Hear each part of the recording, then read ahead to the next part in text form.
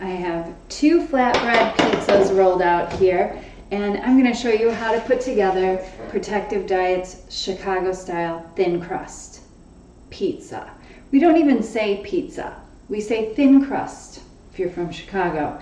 And in Chicago, deep dish isn't the thing. Growing up, we had thin crust pizza, and it was made just like this, except my sausage is the PD sausage crumbles, not real sausage, and this is a veggie pizza now.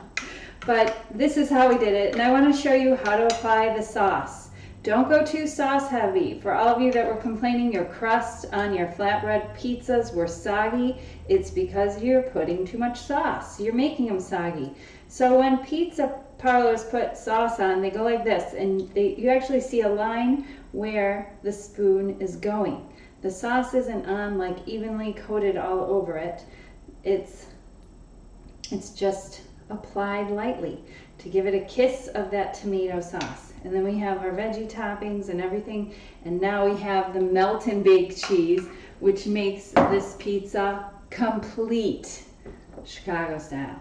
So my sausage crumbles, I don't like to crumble them up too small because on a Chicago style pizza, there's like these lumps of sausage underneath the cheese.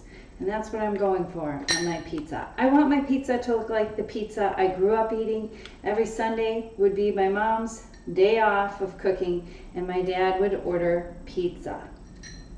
And Jerry got me some pizza boxes because we're going to a party. This is our last little gathering with 2 friends of ours here in San Diego, and we're gonna go have a day on their boat, and Jerry picked up some pizza boxes for me to transport this pizza. So I'm going to show you how to do that, how to bring your pizza to a party, take it to go.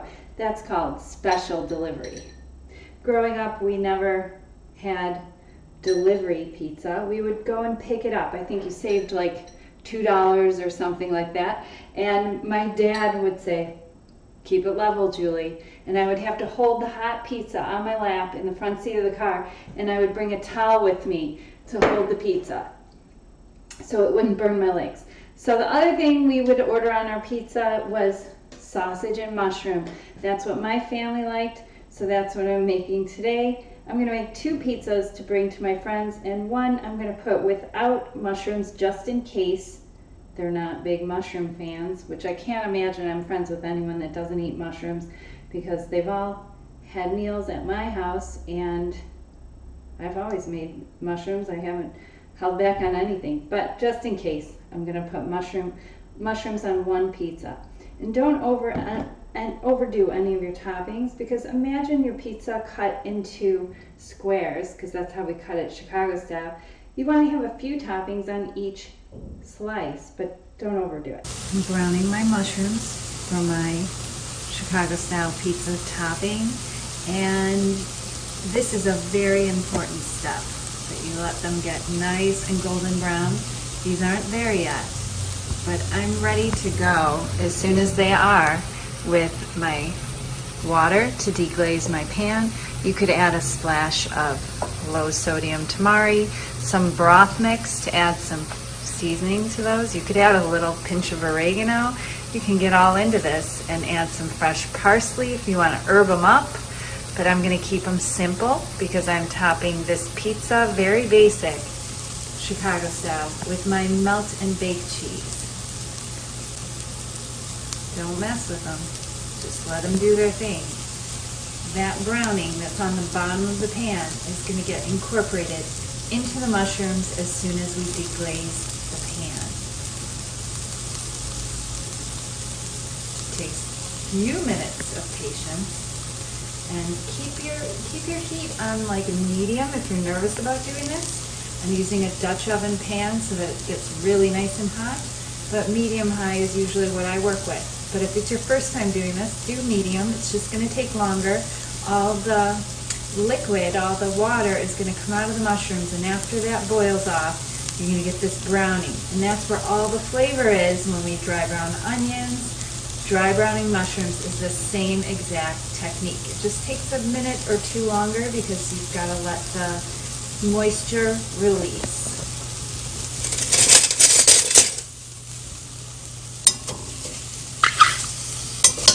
Flip them around if you want, but really we want to keep them in the same place so that they get that nice golden brown crust on them. You see it's developing on the ones that flipped.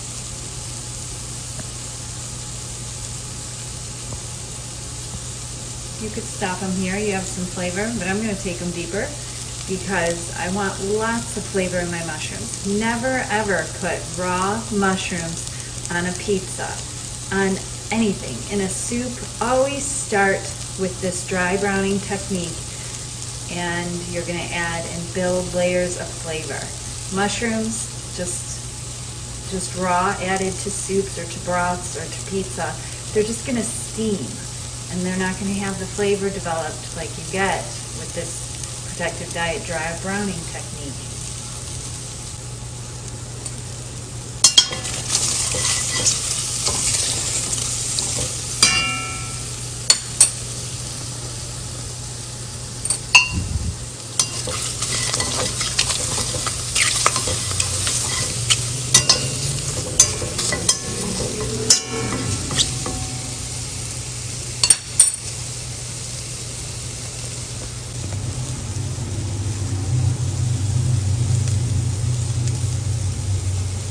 There we go. That's great. See that browning? There's some flavor. These are a nice golden color on them. That's perfect. I'm going to add a little bit of water.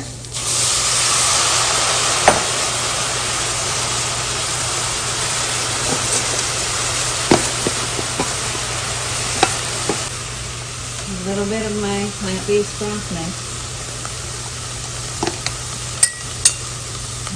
Give it a stir. And we're cooking off this, we're cooking this browning into the mushrooms. So add a little more water. And if you added too much water and it's like soup, you just cook it off. And we're cooking off this browning on both sides of the pan. And get into the mushrooms. Turn my heat down a little bit and roll up this liquid simmer off of here. The other liquid you could add into this if you didn't have broth mix, the other liquid you could add to this if you didn't have broth mix is organic low sodium tamari. Just a little bit. That's going to give you some non-salty flavor added to your mushrooms. And these are good to go. You could add some fresh chopped parsley to these, or some chives if you have them growing in your garden. If you're lucky enough to have a garden, you could do that. Planter box, little planter box will grow some nice chives for the summer. Give it a try.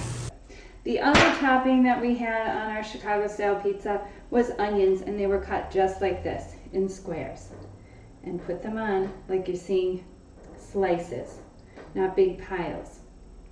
I think that's the secret to a good piece of pizza. Everyone gets a bite of each ingredient, but not too many. The other ingredient that my dad would occasionally order on our pizza was green pepper. Just a little bit. And then another topping you could add to this is baby spinach. You could put that right on there. I'm going to do the next pizza. I'm going to make what you'd call a veggie pizza, which this sausage pizza is a veggie pizza, but I'm going to leave the sausage off of it, or maybe the mushrooms off of it, and keep the sausage going. You could do this in any order. And then the next topping is our awesome, innovative Melt Bake Cheese. I have a double batch here because I'm making 2 pizzas. So I'm just going to dump it on the center, half the cheese, and spread it out while it's still moving. Work quick. Get it to those edges. You don't have to get it all the way to the outside, but just so that you've got this nice thick coating of cheese.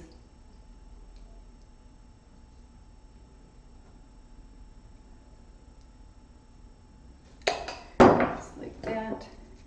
And you can see my Melt and Bake Cheese is really mobile and movable and workable. It's because I got it out of the Instant Pot on time. Make sure your oven's preheated. Now I'm gonna assemble the second pizza. Same way, light on the sauce.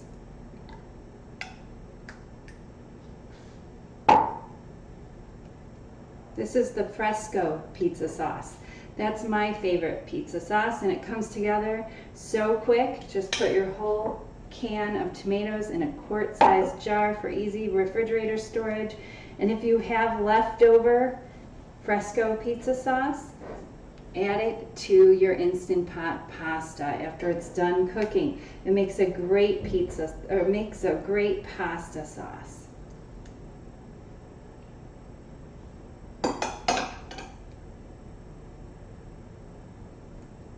Okay.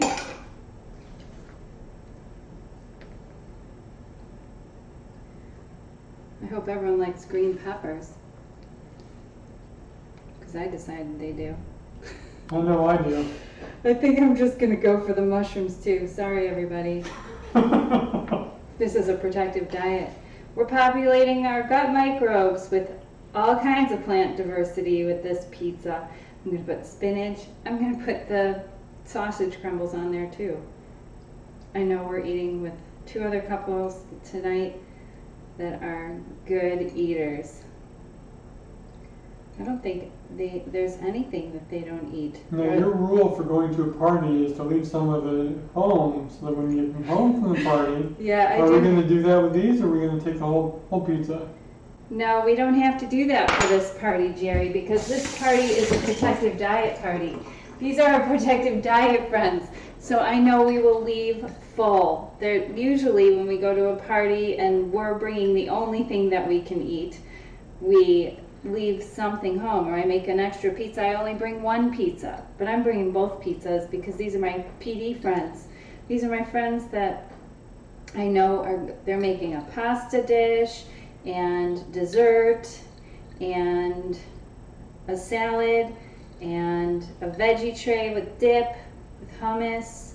So we're going to return full, is what you're saying? We're going to be busting a gut when we leave, because it's very rare that we get to go to parties that have PD food. And after this long year of no parties, this is our farewell party moving to Utah from California. So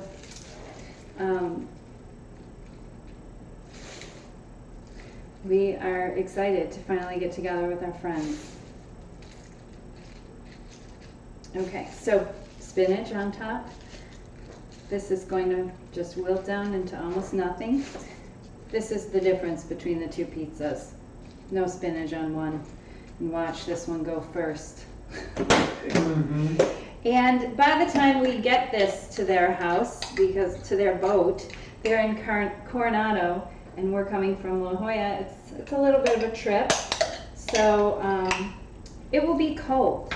And this pizza is so good cold, so don't worry about transporting it and having it being piping hot. This cheese gets even better, I think, when it cools. It feels like real pizza cheese. It firms up as it cools, I should say.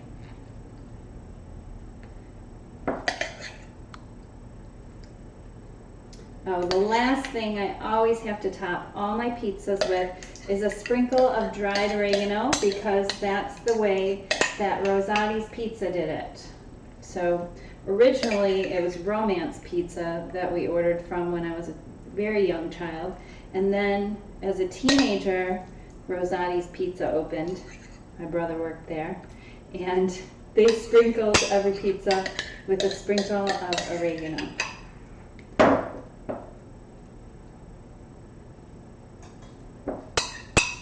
Every last bit of cheese. You might seem cheese heavy, but pile it on there. This is protective diet Melt Bake Cheese, full of angiogenesis inhibitors. Cancer protective. That's long for cancer protective. So here's my dried oregano, and I just sprinkle it to the top. Do this one up as well.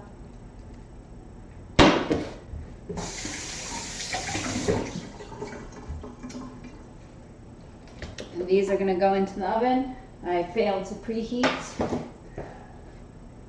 So I need a minute to do that and let that oven preheat. Don't put it in short, that would be a total fail because this is timed out perfectly. It should be done in 30 to 35 minutes until that melt bake cheese becomes firm and a little bit browned on the top. If you like your cheese on your pizza well done like I do. Now I'm going to show you what else I'm bringing to the party.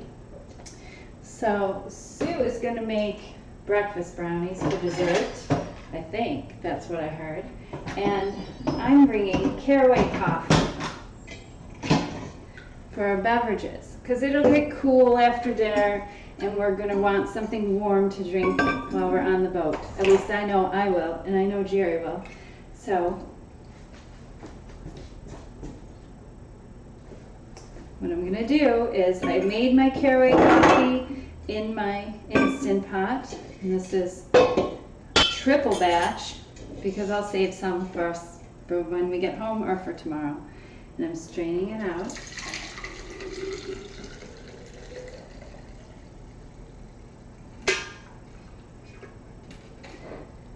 And I'm putting it into my thermoses.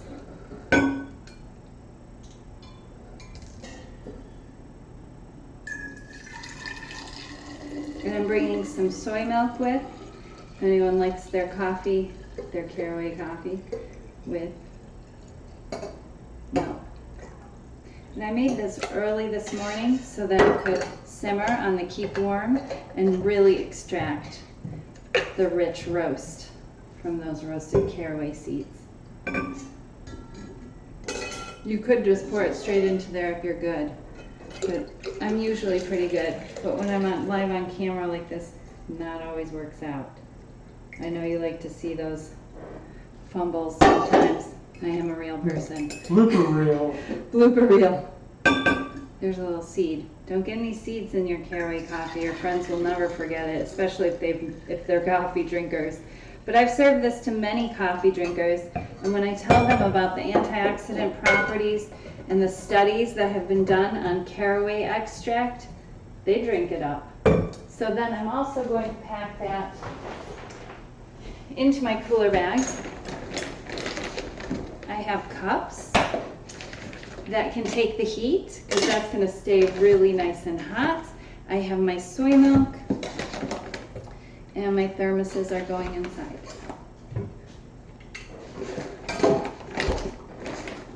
So that's a little surprise. They don't know I'm bringing that.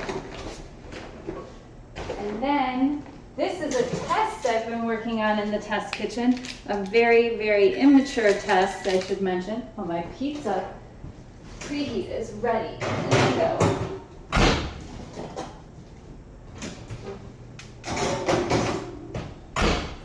Set a timer. This is a test that I've been working on. It's kind of unusual, but I always like to bring something that I'm working on to get a review from friends. And these are a faux potato chip that was kind of an accident in the test kitchen. And today, the accident was they have ridges, ruffles, like ruffles with ridges. I am like, I don't know, this was sent down from above because I didn't expect to get ridges on my baked potato chips. And I didn't make fake potato chips because I have a thing against potatoes. I do not. I love them. They're so protective and satisfying. This is a starch-based diet, on a protective diet. But I was trying to make something else.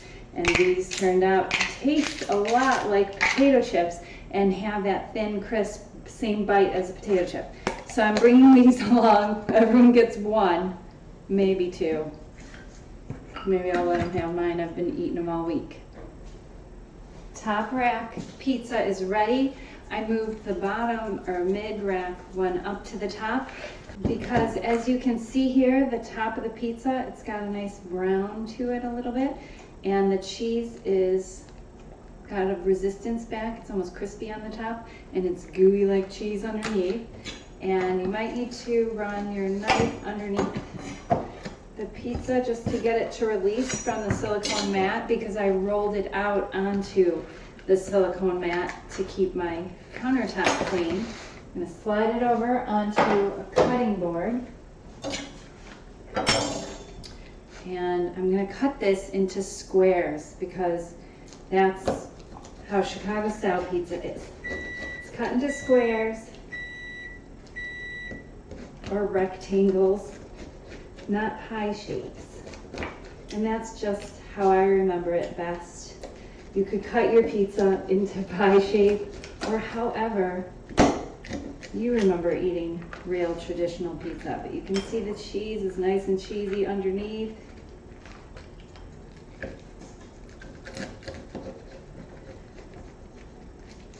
And as I mentioned in the Melt Bake Cheeze class, my mom loved these little crispy corners. I always think of her when I eat them. We always saved them for her. So I'm cutting my pizza. Now I'm going to slide it into my to-go box. How fun is that? I can't wait. I can't wait to open these pizzas with my PD friends. Or your non-PD friends. Anyone would enjoy these pizzas.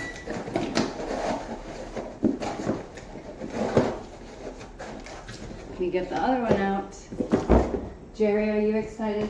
I'm very excited. It smells great in here. It smells like a pizzeria. Okay. This one we could give another minute, but I'm going to take it out because I don't want to be late. Turn off your oven. Turn off your oven, Julie. I'm talking to myself. This one released nicely.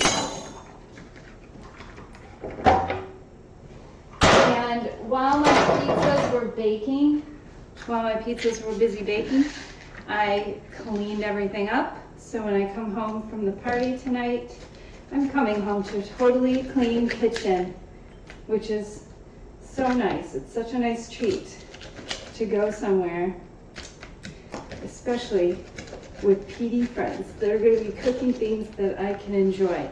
And that will happen eventually for you as you achieve your goals and your friends or family start to take note or start to take notice and say, what are you doing? What's going on? All I see is you eating carbs. I can't believe what you've transformed into. And they might join you on a protective diet or want to come over and have some PD with you.